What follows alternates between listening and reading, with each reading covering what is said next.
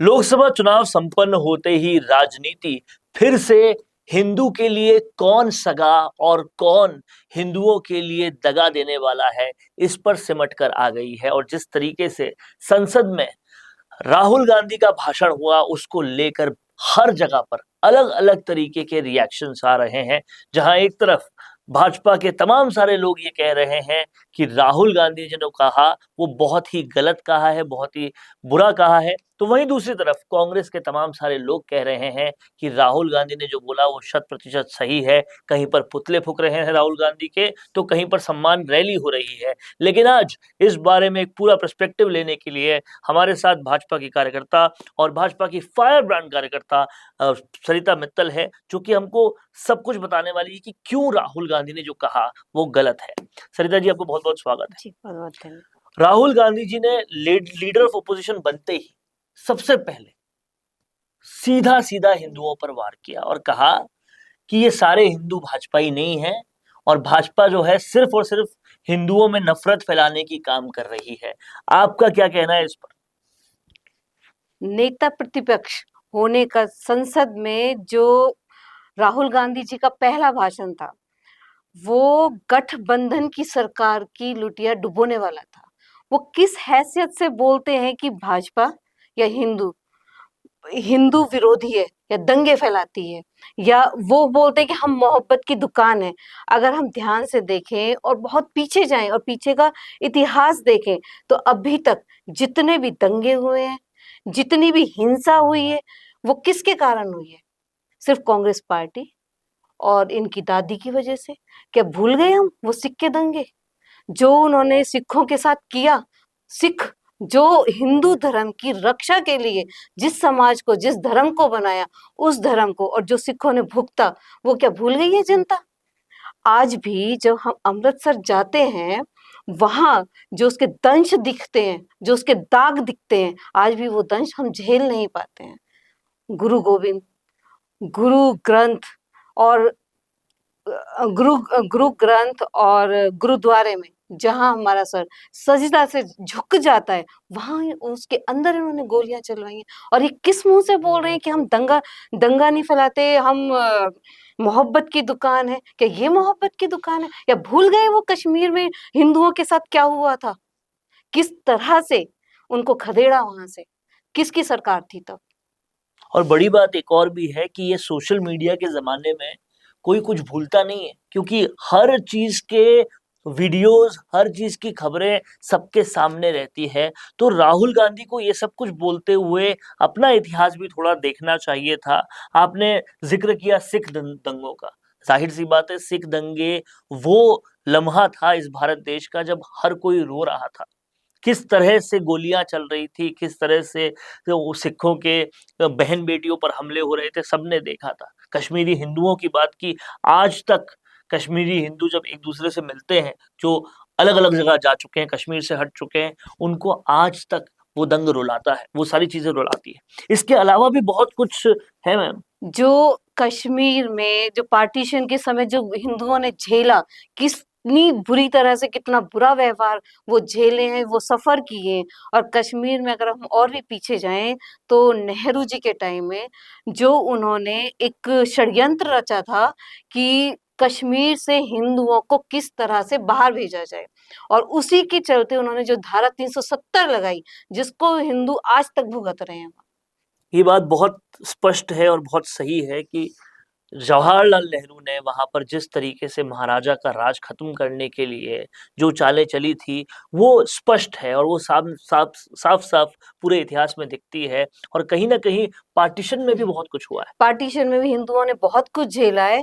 और उस समय जो कांग्रेस सरकार थी, जो इनके ही पूर्वज, जो इनके ही खानदान, जो इनका परिवार, जो एक तरफा, एक धर्म की तरफ हो चुका था, और हिंदुओं को उन्होंने बिल्कुल छोड़ दिया था। और वो जो दंश झेलते रहे, वो जो बुरा बर्ताव झेलते रहे, उसको अभी तक कोई भी नहीं भूला है। तो सरिता जी ने पूरा इतिहास खोल कर रख दिया है, पार्टीशन से लेकर कश्मीरी हिंदुओं के साथ जो हुआ, उससे लेकर सिख दंगों तक सब कुछ खोल के रख दिया है। हालांकि इसके अलावा भी बहुत सारी चीजें, इमरजेंसी में बहुत कुछ झेला गया है। इमरजेंसी में जो झेला, जो लोगों ने जबरदस्ती उनको पकड़ पकड़ के जो लोगों को घर से नहीं निकलने दिया, और भी बहुत नसबंदी जैसा बहुत कुछ जो इमरजेंसी में लोगों ने झेला, अपने ही घरों में लोग ऐसे त्राही त्राही कर रहे थे। त्राहिमाम हो रहा था। और कहीं ना कहीं समझने वाली बात है कि ये सारी बातें तो इतिहास की थी, लेकिन हाल में कुछ सालों के पहले ही जिस तरीके से इन्होंने कोर्ट में जाकर भगवान राम के साथ जी। जो किया, जो संसद में राहुल गांधी जी शिवजी भगवान की तस्वीर दिखा दिखा के बोल रहे हैं, क्या वो भूल गए कि राम मंदिर बनने के समय इनकी पार्टी ने क्या किया? इन्हीं की पार्टी के नेता कपिल कपिल सिब्बल। सिब्बल जी जो कोर्ट में जाके बोलते हैं कि राम मंदिर का उद्घाटन नहीं होना चाहिए, राम मंदिर का काम काम रोक देना चाहिए, और इनकी पार्टी राम मंदिर के पीछे पड़ गई और राम को काल्पनिक साबित करने में जो पार्टी जुट गई, आज वो हिंदुत्व का दावा करती है। बहुत सारी फैक्ट्स को इस पूरे इंटरव्यू में सामने रखा है सरिता मित्तल ने, और साफ साफ बताया है कि ये वो पार्टी है जिसका वर्तमान, जिसका भूत ये बताता है कि ये हमेशा हिंदुओं में दंगे करवाने, हिंदुओं में कहीं ना कहीं लड़ाई लगवाने, नफरत फैलवाने, इन सब का ही काम करती रही है। और आज ये इस तरीके से कैसे बोल सकती है? सबसे बड़ा सवाल ये है कि राहुल गांधी क्या कोई होमवर्क नहीं करते इस सब चीजों को करने से पहले?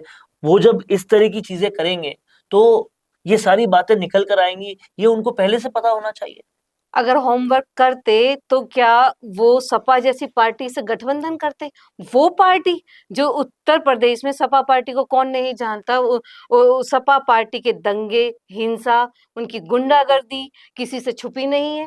आजमगढ़ जो सपा पार्टी के टाइम के उस उनका जो आतंक था, उसको भी लोग अभी तक नहीं आजमगढ़ भूले। के आतंक, आजम खान का जो आतंक था, और साथ ही साथ जिस तरह से अतीक अहमद का आतंक था, माफिया का जो राज था, कहीं ना कहीं ये पॉइंट भी आपने बहुत जबरदस्त उठाया है कि जिस तरीके से इंडिया गठबंधन में लोगों को लिया है, वो कौन है?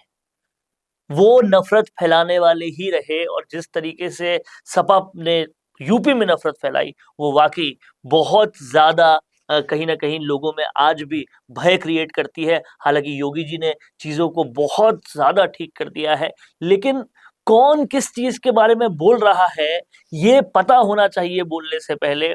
और राहुल गांधी, अखिलेश यादव या ये पूरा इंडिया गठबंधन जो कर रहा है, उसकी पूरी पोल आज इस इंटरव्यू में खोल के रख दी है सरिता मित्तल जी ने। मैम, इस तरीके से जो ये माहौल चल रहा है, क्या ऐसे बातें बोलकर बतौर leader of opposition Rahul Gandhi लंबा चल पाएंगे? मुझे नहीं लगता। इन्होंने तो वो वाली चीज है, अगर हम सरकार में हैं, सत्ता में हैं, तो देश को लूटो, अगर हम सत्ता में नहीं है तो देश को बांटो। बहुत बड़ी बात कह दी है। देश में जब तक सत्ता में है तो लूट लो, और जब तक नहीं है तो बांट लो। और कहीं ना कहीं ये लूट लो और बांट लो की जो राजनीति है वो राहुल गांधी कर रहे हैं। और ये वाला भाषण जो मुझे लगता है राहुल गांधी ने दिया है, वो कहीं ना कहीं माइनॉरिटीज को खुश करने के लिए या ऐसा कोई मोटिव से किया होगा, लेकिन वो मोटिव भी सत्ता हुआ नजर आ नहीं रहा। कांग्रेस पार्टी जब से बनी है एक धर्म विशेष के लिए ही बनी है, वोट बैंक है उनका। उनको कब तक खुश करेंगे? जनता को ये बात बहुत अच्छे से समझ आ चुकी है, और कहीं ना कहीं जिस धर्म को वो खुश कर रहे हैं वो भी राहुल गांधी की सच्चाई से बहुत वाकिफ वाकिफ हो हो गए चुका हैं। है। और 3 तलाक के कानून को खत्म करने के बाद महिलाएं तो अब पूरी तरह से एक तरफा हो ही चुकी है। राहुल गांधी जी बोलते हैं कि भाजपा या हिंदू सिर्फ दंगे फैलाती है। मैं ये कहती हूँ कांग्रेस पार्टी फैलाती है। कांग्रेस पार्टी एक धर्म के लिए काम करती है। भाजपा का जो भी योजनाएं, क्या उस योजनाओं को सभी धर्म इस्तेमाल नहीं करते? क्या वो एक धर्म विशेष के लिए है?